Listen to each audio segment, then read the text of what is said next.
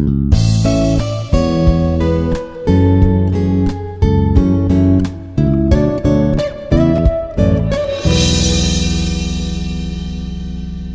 everyone, myself Dr. Lakshmi Prasad, working as an associate professor in the Department of Data Science in Institute of Aeronautical Engineering, Hyderabad. In this video, I'm going to discuss about the probability distribution, that means events, approaches, and types. So before going to see that what should be the probability, so probability is a measure of how likely an event is going to occur.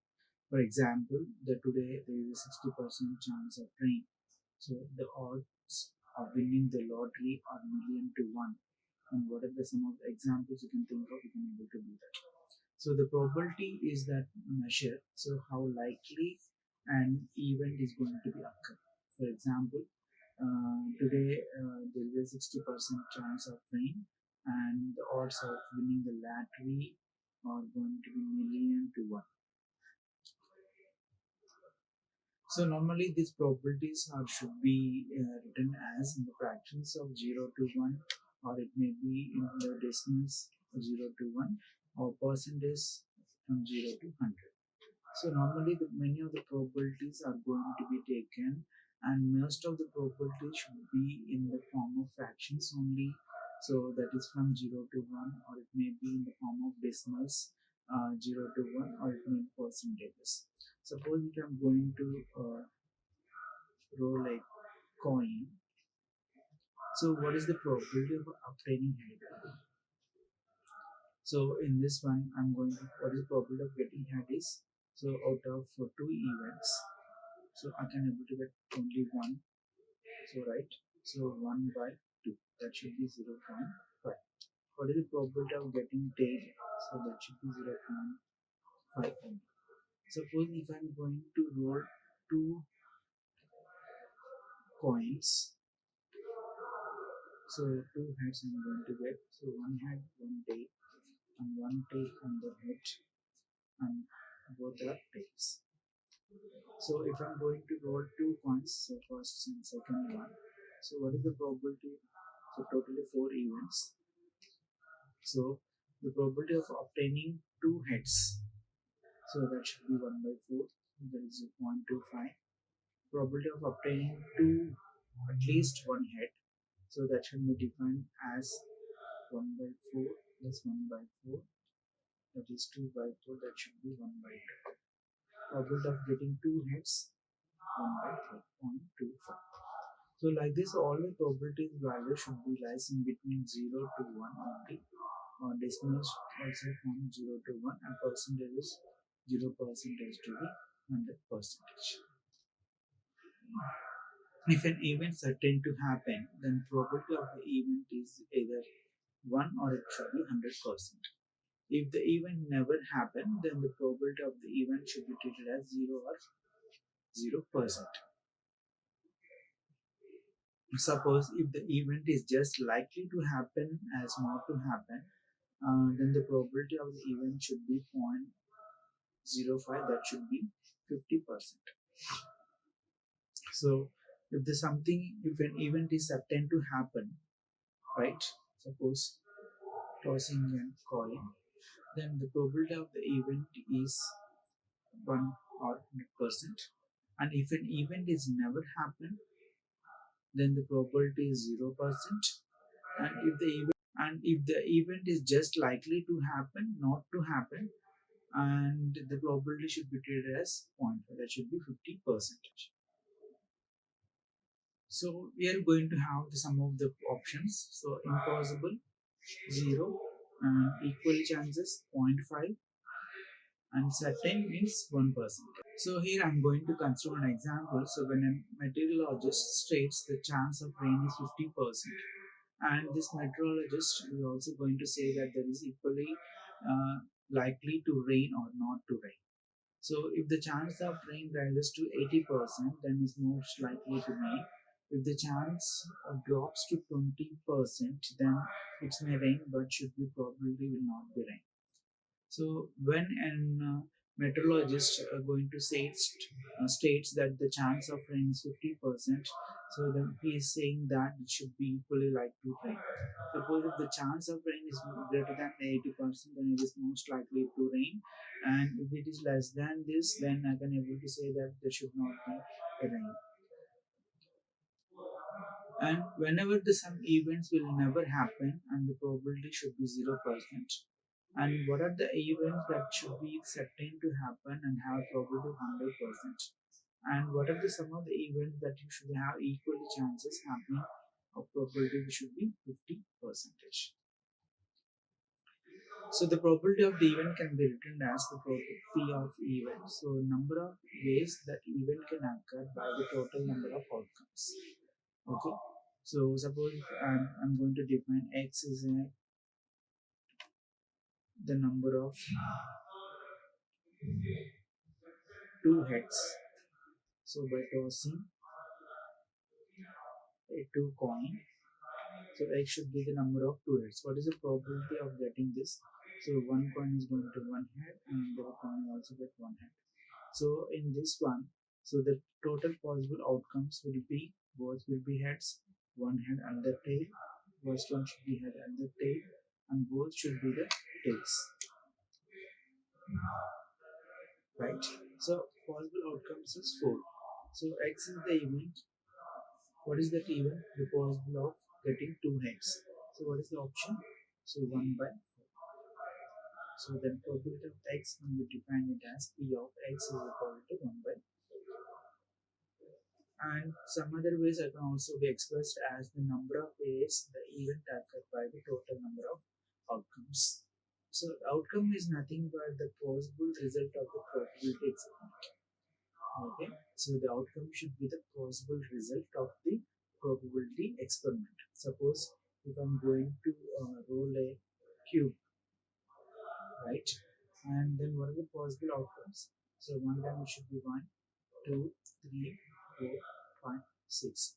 So the x is the event. What is the probability of obtaining 6 here? So total number of outcomes 6. What is the probability of getting 6? So 1, only 1. So out of 6, that should be the probability value and can be defined as p of x is equal to 1 by 6. So similarly, if I'm going to toss a coin, two coins, two dice,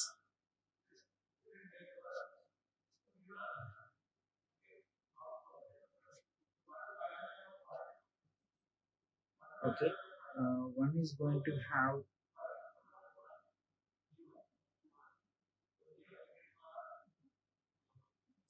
two dice I'm taking. So dice 1 and dice 2.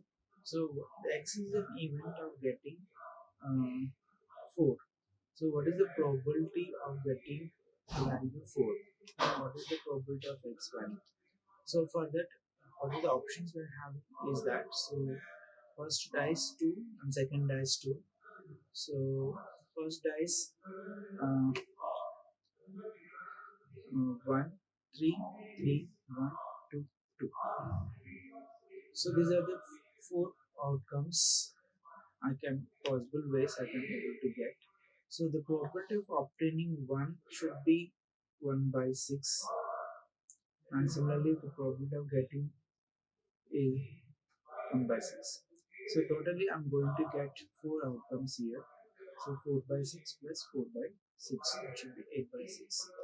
So that should be 4 by 3. So like this, we are going to be estimate the possible outcomes of an experiment. So event. So what is an event? So event is nothing but a specific result of the probability experiment.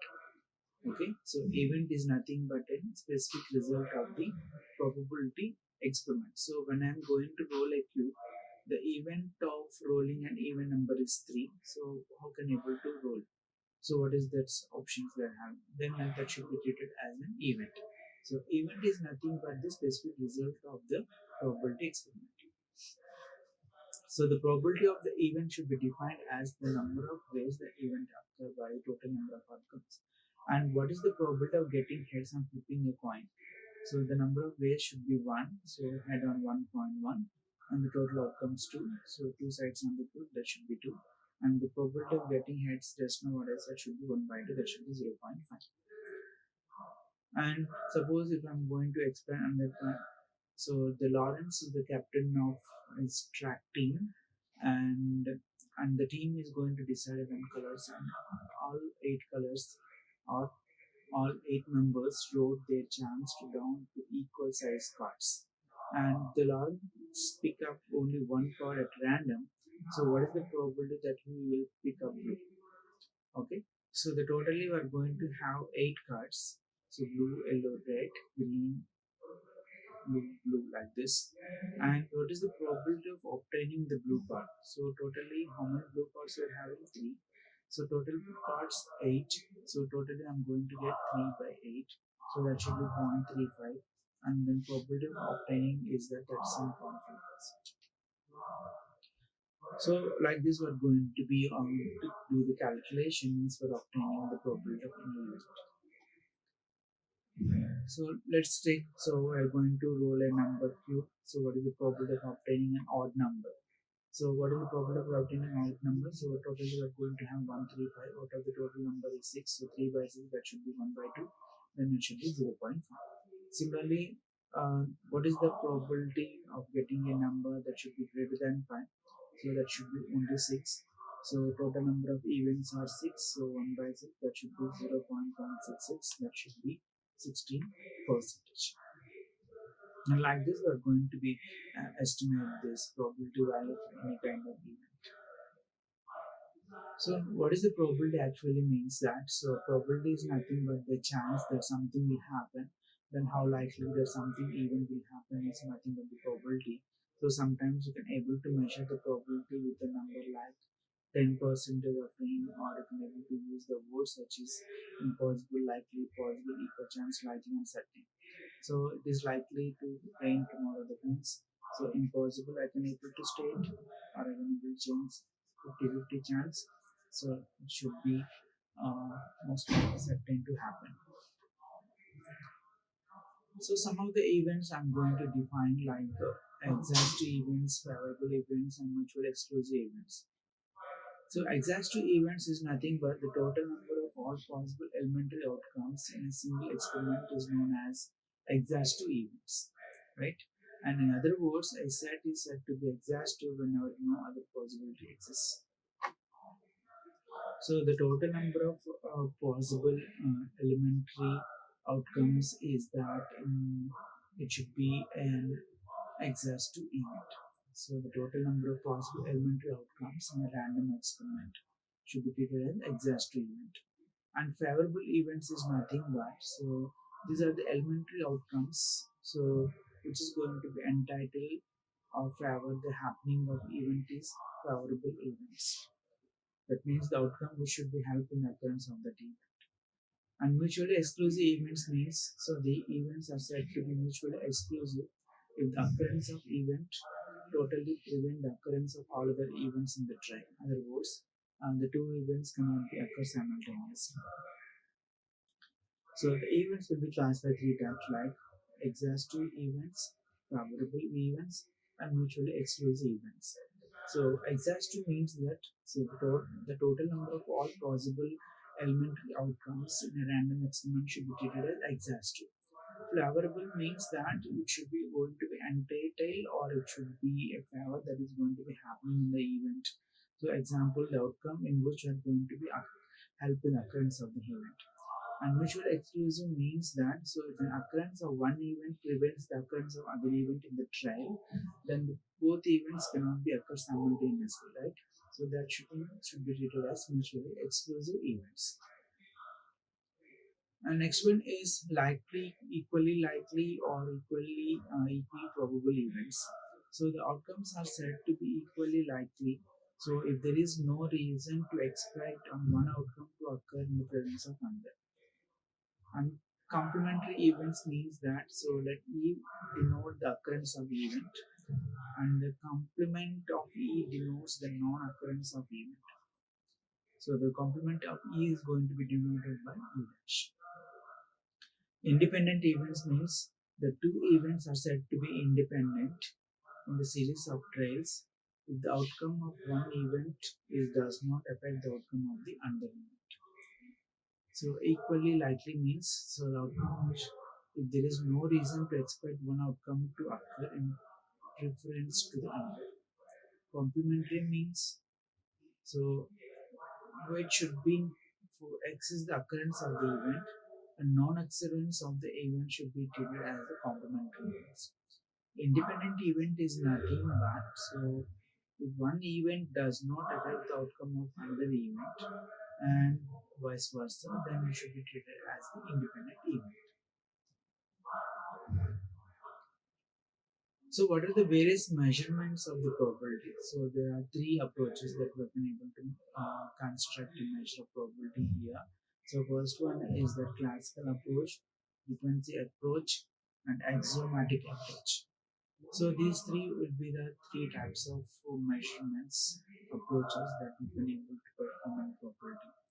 So, three approaches that we've been able to construct is that classical approach, frequency approach, and axiomatic approach. So, in other words, the several events are said to be independent if the occurrence of an event is going to be affected by the occurrence of another event. So, what is this classical or mathematical approach? So, in this approach, we are going to assume that the experiment or trial results in any of the many possible outcomes, and each outcomes being equally probable or equally likely. So, if the trail results in an exhaustive, mutually exclusive, and equally likely and independent outcome. And if M should be the number of favorables for the happening of the event in E, then the probability of occurrence of event is going to be denoted by P of E, that should be equal to the number of outcomes favorable to event E by the exhaustive number of outcomes, that should be defined by M by N. Okay, so in the trail, suppose n is the exhaustive or it may be mutually exclusive or it may be equally likely, where m should be the favorable for the happening of the event, and the probability of the event is going to be denoted by m by n. That means so the number of outcomes favorable to the event by the exhaustive number of outcomes. And next one is that so empirical or statistical approach. So here this approach is called frequency approach, and this probability is going to be obtained by actually performing the experiment large number of times. Okay, so consider random experiment which is repeated a large number of times under essentially homogeneous and identical conditions. If n denotes the number of trials and m denotes the number of times an event A occurred, the probability of event A is limiting the value of relative frequency of it. So other kind of approach is that empirical or statistical approach. So this approach is called frequency approach, and the probability obtaining by actually is going to be done. And suppose we are going to consider experiments like n denotes the number of trials and denotes the number of times an event is going to occur. So the probability is going to be divided by m into n. Then axiomatic approach. So this approach is going to be suggested by Russian mathematician. So the axioms are the statement which are reasonably true and are going to be accepted such that without seeking any. So suppose let S be the sample space associated with the random experiment, and let A be the any event in S, then the probability of A should be defined as follows. So the probability of A should be greater than 0, and probability S is equal to 1, and probability of A and B is equal to probability of A plus probability of B. So in axiomatic approach, we are going to consider the axioms which are going to be considered as the statements, and and by the definition, if I want to say that, so let S be the sample space associated with the random experiment, and let A be the any event in S, and probability of occurrence of A is going to be denoted as follows. So there are three types of probability. So first one is theoretical probability.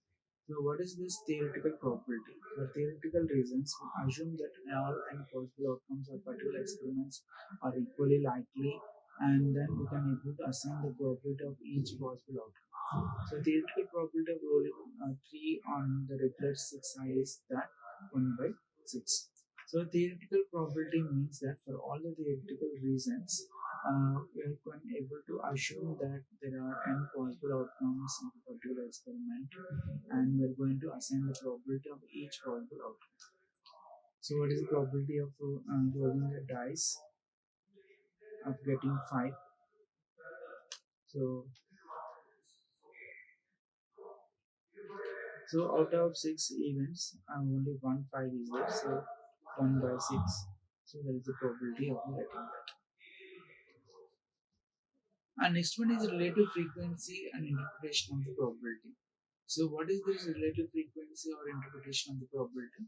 So the probability of event A equal to how many times A occurs divided by how many trends. So the relative frequency is based on observation or actual measurements. For example, a die is rolled 100 times and number 3 is rolled 12 times. So what is the relative frequency? So that should be denoted by 12 by 100. Okay. So the relative frequency of the probability is given by how many times an event occurs and how many trends. Suppose if I'm going to roll a die 100 times, 100 times I rolled, and in this 100 times I'm getting 312 times. So what is the relative frequency means that 12 divided by 100. And next one is personal and subjective probability. That means, so these are the values that is going to be assigned by the individual based on how likely they think events to occur. So the probability of my being asked on the date for this weekend is 10%. So these are the values assigned by the individuals. So based on how likely they think the events to occur. So that should be personal or subjective probability. And what are the different types of variables we are going to have in probability distribution? So for that, with the discrete random variables and continuous random variables are the two types of random variables. So that means the number of sales, number of calls, shares on stock, people in line, mistakes per page. So these and all will be the examples of discrete random variables. So the count is going to be considered in the discrete random variable.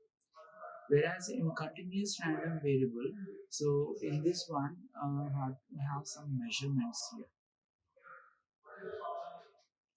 So length in centimeters, depth, volume, time, weight, kgs, time, seconds, volume, liters, depth, kilometers, like this. So the measurements should be treated as the continuous random variables, and the count of them should be treated as discrete random variables, like number of sales 100, number of calls 150, shares on stock 150, people in line 5, mistakes per page 10, like this. So like this, we are going to have some of the probability distribution various methods, events that I discussed in this video. So here, what I'm going to say that is, so probability is nothing but a measure how likely an event is going to be occurred, and there should be some of the examples will be like this. And normally the probability should be lies between 0 to 1, or it may be from 0 decimals from 0 to 1 and percentage from 0 to 100%. And if an event is certain to happen, then the probability of event should be 100 or it may be 1. And if an event is never happened, that should be treated as 0%. And if an event is likely to happen, then the probability should be 0.5 up to 3%. So these are the various statements: impossible, unlikely, equally likely, and certain. So normally the probability of the event should be defined as the number of ways an event occurred by the total number of outcomes here. And so in this one, so what should be the outcome means? So outcome is the possible result of the probability experiment, and event is nothing but the specific result of the probability experiment. So here, suppose if I'm going to roll a dice or roll a coin, so what is the probability of getting head is the option. So normally I'm going to get two options here. I can able to get either head or tail. In this one, I can able to get only one hand, that should be 1 by 2. So what is the probability of obtaining the blue among these 8 cards? So totally I'm going to have only 3 blues out of 8. So 3 by 8, that should be 37.5%. And similarly, getting an suppose if I'm going to roll a cube, so what is the probability of getting an even number? So even number means 2, 3, 4, 6. I'm going to get. So out of 6 events, so I'm going to get the even numbers of 4. So 4 by 6, that should be 2 by 3. And similarly, the probability of getting less than 5. What is the probability of getting less than 5? So 1, 2, 3, 4. So these are 4 events. So 4 out of 6. So that should be 2 by 3. So probability is nothing but the chance of something likely to happen. And some of the events will be that exhaustive events, favorable events, and mutually exclusive events. Exhaustive events is nothing but the total number of possible elementary outcomes in the experiment. And flavor events is nothing but these are the elementary outcomes which is going to be entitled or flavor the happening of the events, and usually means that if the event does not affect the occurrence, uh, prevent the occurrence of other events in the trial, then it should be considered as mutual exclusive events. So some other events also like equal events, complementary events, and independent events. So independent events are entirely different, where the outcome of one event should not affect the outcome of another event. And complementary events means where E denote the occurrence of event, and equally likely means the outcome should be equally likely, and there should not be any reason to expect to one outcome to the another. And some of the approaches what we're going to have for measurement of probability is that classical approach, frequency approach, and then axiomatic approach. So classical approach means that so it should be calculated by total number of outcomes favorable to the event divided by the total number of outcomes, and that thing should be denoted by n by n. Okay, suppose if the trails results in n exhaustive or mutually exclusive and equally likely and independent outcomes, and M should be the favorable happening the event, then it is going to be denoted by P of E is equal to number of outcomes favorable to the event by the exhaustive number of outcomes. Empirical and statistical approach means that so it should be the combination of M into N, where M should denotes the number of trails and N denotes the number of times that event is going to be happening.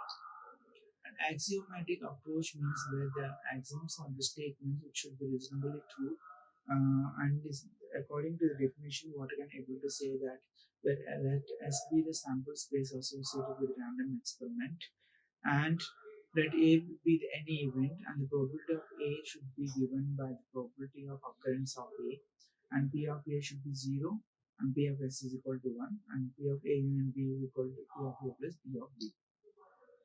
And there are 3 different types of probabilities like theoretical probability, so where can able to assume possible outcomes of an experiment that should be equally likely, uh, and relative frequency interpretation of probability that should be defined by the normal number of times in a particular event occurs divided by the normal number of trails. Suppose if I'm going to consider a dice is rolled 100 times and what is the probability of getting 3 is 12 times. So the relative probability is the 12 by 100 only. And some other type should be subjective probability or personal probability. So what are the different kinds of variables we are going to have? So discrete random variables and continuous random variable. So in discrete random variable, we are going to consider the number of sales, calls, and then shares of stock, people, and like. So the count of that any experiment should be considered as a discrete random variable. And in continuous random variable, we have to consider the measurements like length, time, volume, weight with respect to time here. So what is the length of the children, height of the children in 1992, and what is the height of the children in 1993, 94, like this. The height of the children was mainly useful in baby's height. So every month, so first month what is the baby height, and second month what should be the baby height, like this. So these are the variables what we call as continuous random variables. Thank you. Like, share and subscribe. Hit the bell icon for more updates.